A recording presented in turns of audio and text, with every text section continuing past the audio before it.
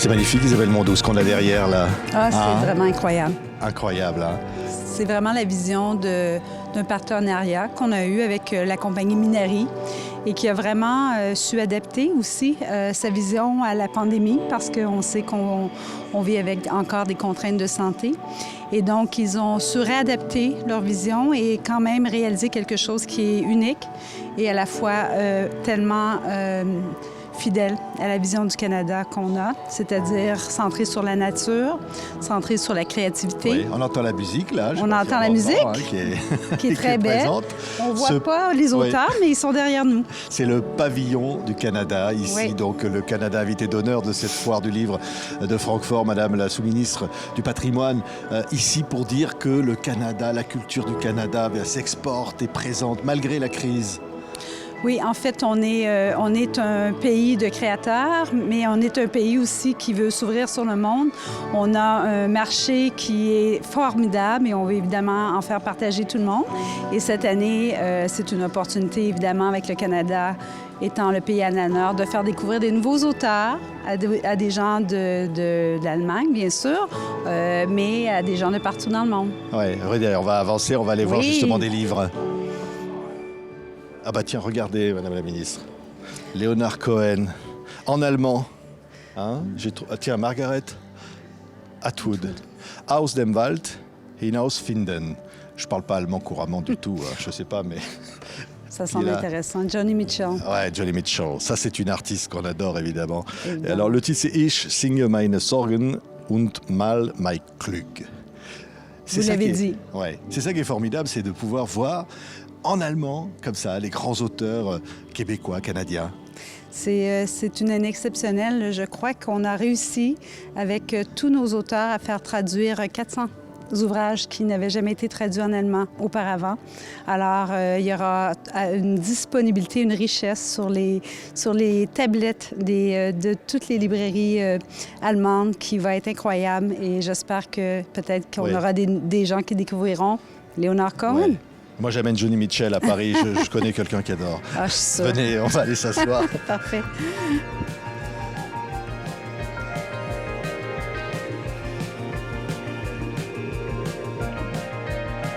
Ben, ça y est, c'est ouvert au public. Enfin. On voit, Madame la sous-ministre, qu'il y a du monde qui vient comme ça pour, comme on dit nous chez nous, bouquiner. Je ne sais pas si on dit comme ça. On dit bouquiner aussi.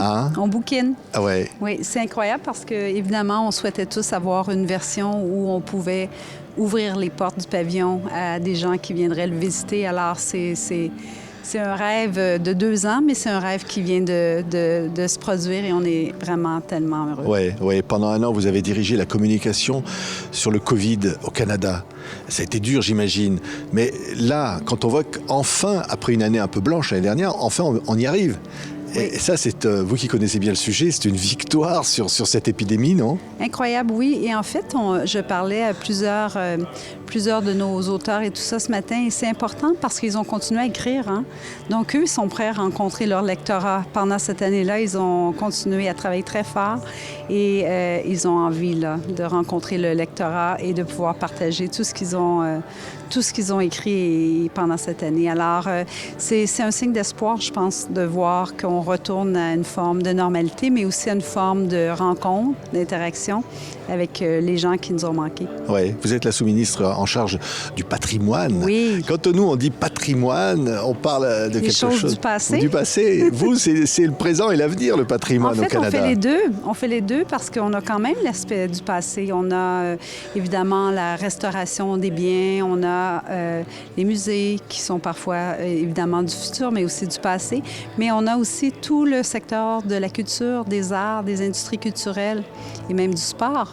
Alors, on a aussi nos yeux tournés vers l'avenir. Oui, parce qu'au fond, qu'est-ce que tous ces auteurs, ces autrices canadiennes expriment au reste du monde, quand ils sont, par exemple, comme on le voyait ici, traduits en allemand ou dans d'autres langues, dans le monde entier souvent? En fait, moi, j'ai beaucoup aimé les discours de plusieurs des participants pendant le salon et le terme de pluralité qu'on a. Chacun est unique, mais chacun se rencontre avec des valeurs communes. Je pense que c'est pas vrai seulement au Canada. Je pense que c'est vrai internationalement. Donc, les histoires canadiennes, c'est les histoires des gens de Paris aussi. C'est les histoires de tout le monde parce qu'on n'est pas si différents finalement. Oui. Alors, c'est ce qui nous rejoint, je pense, dans les histoires de nos auteurs et j'espère que vous aurez tous la chance de partager ces histoires. Oui, on va rencontrer à TV5 Monde ici d'autres auteurs. Incroyable. Il y en a qui nous viennent du Vietnam. Il y a Dany Laferrière qui est académicien à Paris. On vous le prête. On vous remercie. On ne veut pas vous le rendre. mais il y a des choses absolument extraordinaires. Je disais justement des autochtones qui écrivent des histoires. Le Canada, vous le disiez, pluriel et singulier à la fois. Oui. C'est le thème de la foire. Oui. En fait, c'est ce qui est beau dans notre littérature, c'est que je pense qu'il y a une certaine littérature, il y a peut-être 50 ans, qui était vraiment axée sur une certaine histoire, une certaine vision du Canada, mais on s'est rendu compte que cette vision-là représentait pas la richesse de toutes les visions du Canada. Et là, on voit les nouveaux auteurs qui représentent nos populations autochtones, mais aussi nos populations inuites, nos populations, les gens qui sont arrivés au Canada dans les dernières années. Et donc, on voit vraiment que l'histoire du Canada, c'est pas une histoire, c'est plusieurs histoires, mais qu'il faut vraiment être ouvert à toutes ces différentes littératures-là et les découvrir. Quelle meilleure occasion que le Salon de Francfort pour vraiment découvrir ces nouveaux auteurs-là. Oui. Alors là, on a des livres, comme on dit chez nous, des livres papier. Oui. Classiques. C'est que vous dites au Canada aussi, comme parfois on le dit ailleurs, et en France aussi, qu'il faut maintenir ça, ce livre papier. Il faut pas que tout devienne... en fait, les gens nous le disent. Les gens veulent lire les livres papier. On voit que les chiffres de vente, en fait, des livres papier sont encore les plus élevés.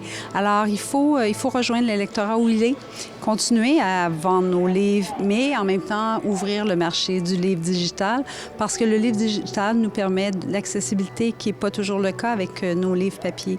Alors, on a un projet, par exemple, au Canada, où on a vraiment donné de l'argent pour que nos livres deviennent accessibles par défaut. Alors, dès qu'ils deviennent digitales, ils doivent être accessibles. Et ça veut dire que ça positionne bien le Canada comme un leader. Et en fait, on a des maisons d'édition aux États-Unis qui viennent nous voir maintenant pour comprendre comment on fait un livre accessible. Alors, on est très fiers de ça. Oui. Et alors, ça, c'est en allemand, là, évidemment, parce qu'on est à Francfort. Mais il y a toutes les langues. L'anglais, bien évidemment, aussi. C'est-à-dire qu'il n'y a pas de barrière linguistique, quelque part. Non, et peut-être qu'on rêve d'avoir aussi des livres qui seront entièrement publiés dans des langues autochtones. Le ministère du Patrimoine a aussi la responsabilité d'appuyer les communautés autochtones dans la mise en œuvre de la loi sur les langues autochtones, la première loi au Canada qui est là pour préserver, maintenir et supporter les langues autochtones.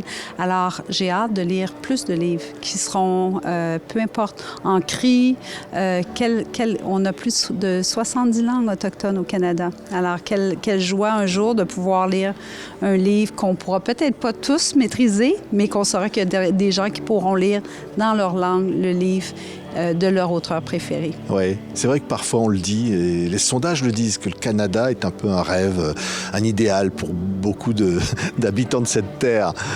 Au fond, qu'est-ce que dit la culture canadienne au reste du monde? Parce que là, on voit bien, cette culture, elle est là, elle est dans ses auteurs, elle est dans tout ce qu'on peut entendre ou lire. Oui, en même temps, il faut chacun être humble dans nos forces et dans nos faiblesses. Le Canada, avec un pays qui, au départ, avait les peuples autochtones, évidemment, ensuite 2 peuples fondateurs, a quand même toujours vécu avec une certaine diversité, mais on sait qu'on a du travail à faire. Et nos auteurs, maintenant, les nouvelles voix, nous disent ça, qu'on n'est pas tout à fait où on voudrait être et on devrait être.